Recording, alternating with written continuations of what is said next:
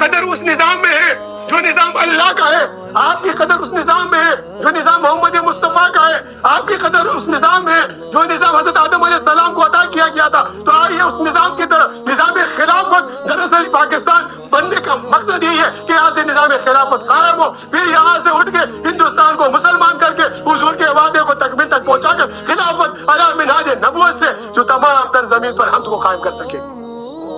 یہ اللہ کا ارادہ ہے۔ سورہ کہف کو آپ تھوڑا تلاوت کیجئے، سورہ کہف کے اندر آپ پڑھیے یہ اللہ کس طرح وعدے کا فرمان ہے، وعدہ رب حقاً جہنم دکن دکا وردن جہنم کافرین عرضا۔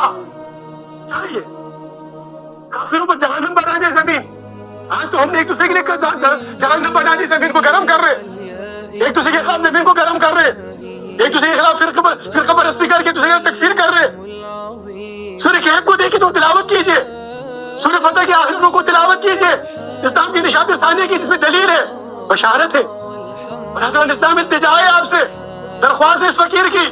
خدا را لوگوں کی کتابوں سے کفر کو ٹٹولنے کے بجائے قرآن سے اسلام کی بشارت کو دے کر امت مسلمہ میں جولانی پیدا کرو، ولولے تبلیغ پیدا کرو، ولولے جہاد پیدا کرو، ممبر و محراب کی تقدس کو جو پامال ہو رہا ہے اس دجالی فطروں سے نکل کر ممبر و محراب کی تقدس کو پیدا کرو، تاکہ امت کے اندر دوبارہ وہی امت مسلمہ اٹھ کر اسی طریقے سے کعبے کے بتوں کو گرایا، اس اسلام کی نشات ثانی میں ہندوستان کے بت قدا کو گرا کر اس زمین پہ عدل و انصاف کو قائم کر سکے۔